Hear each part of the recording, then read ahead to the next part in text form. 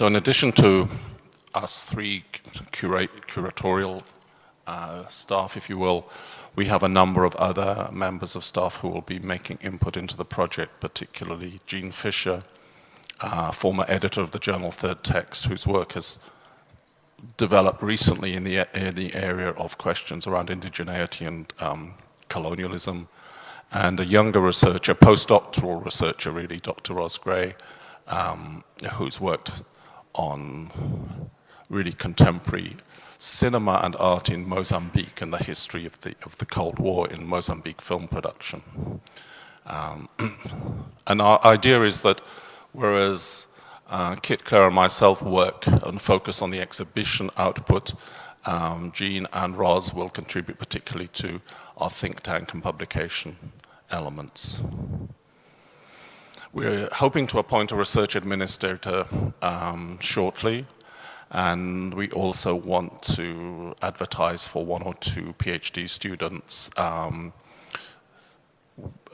through a bursary system, which we'll be contributing to, but EU rules mean that we can't simply fund a PhD student, so we're looking at ways of involving a PhD student in our activities. And we've also discussed already with the Orientale, working with their supervision college for their research students. Okay, so the objectives of this program of work are research on artists and curators working on the issue of migration, the role of museums and galleries showing this kind of work, and disseminating knowledge of these issues in other ways through lectures, seminars, publications, and so on. An initial research phase will review existing and extensive curatorial work on this theme. And what we really want to do in this period is look at the wide range of work. There's been an enormous amount of work, curatorial work, and an enormous amount of exhibitions on issues of migration, borders, the fluid identities, so on and so forth. And in a way, we want to assess this and then stand back from it and say, well, what can we make of that, and how could we learn from these projects in the work that we're doing? And that's the aim of the think tank in month 20. And the idea is that we mount an exhibition that, as it were, presents the result of this work, which is a kind of survey of exhibitions or an exhibition history. We're not quite clear yet what the form of that exhibition will take, but we conceive it as a research exhibition that reviews current practice. And then further down the line, a year or so later, we'll have a final exhibition which sets out our thinking, including work by both established as well as younger artists who are engaging with this theme. This is the work plan roughly. I think we can go straight on to the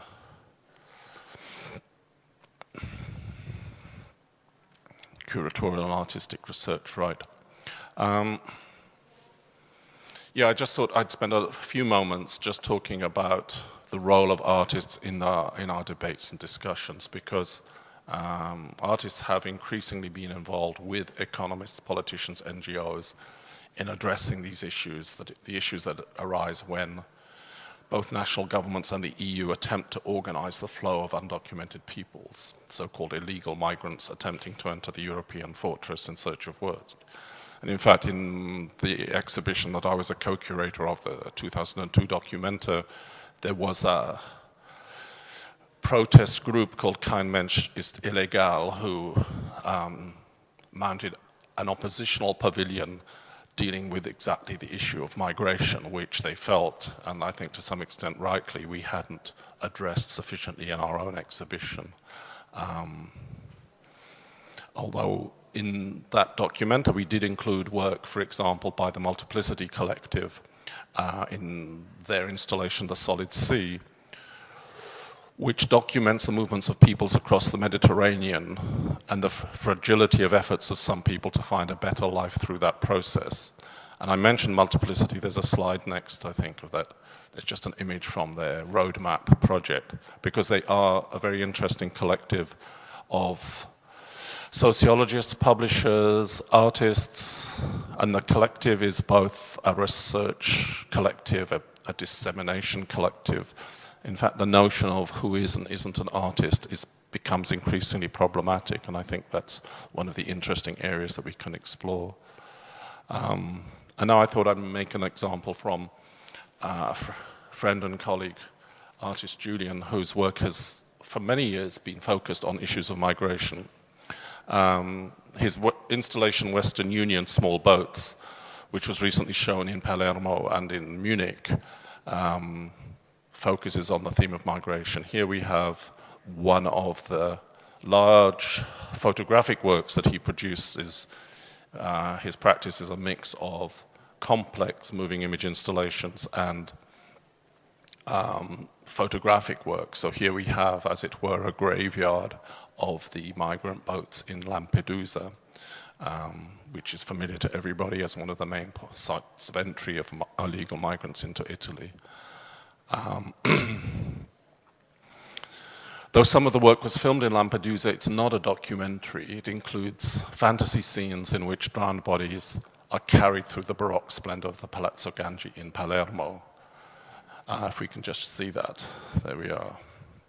And I'm contrasting these two slides because one of the big problems, I think, in this area in terms of artistic practice is when artists are made to be representatives or to speak for themes which are articulated outside of their practice as opposed to themes that are developed within their practice.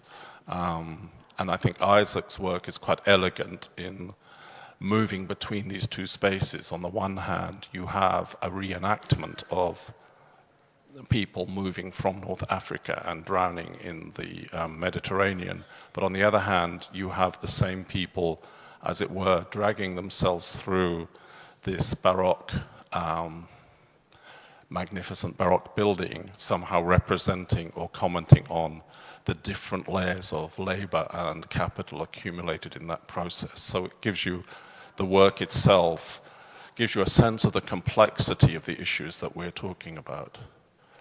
And finally, towards the end of the presentation, this is one of many exhibitions, one of maybe the more formative ones, but one of many exhibitions dealing with concepts of Europe. This was also around 2002, I think, by Salah Hassan and Iftikhar Dadi, Unpacking Europe. And it was in the Museum Boijmans van Beuningen in Rotterdam. And the cover illustration is a piece of work by the British-Nigerian artist Yinka Shonibare. And in the first part of the work package, we want to review and revisit these exhibitions and see what their aims and objectives were, how successfully they achieved them, what the artists who participated in them thought about their participation, and so on.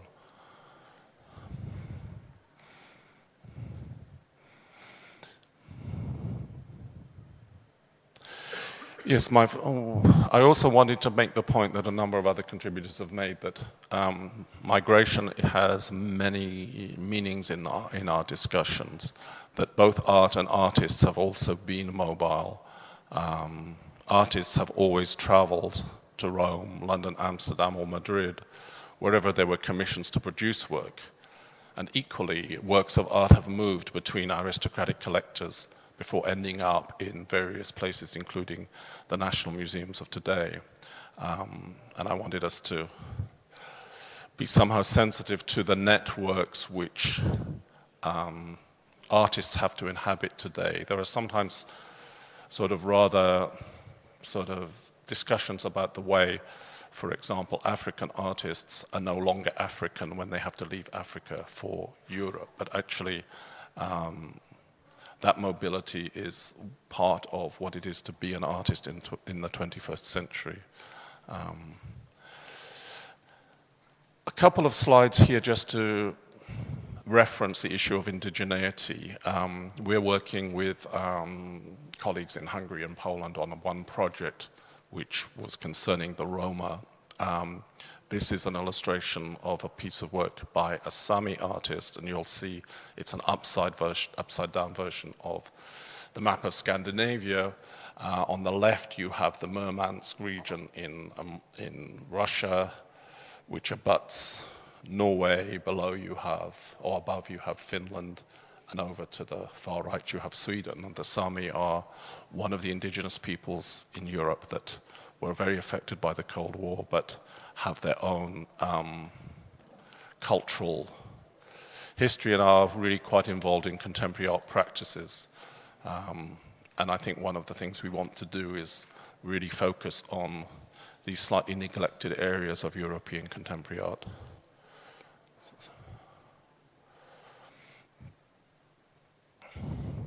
Again, this is a reference to the migration that artists moving around Europe. Yeah, and the point about the Sami and the Roma, exactly.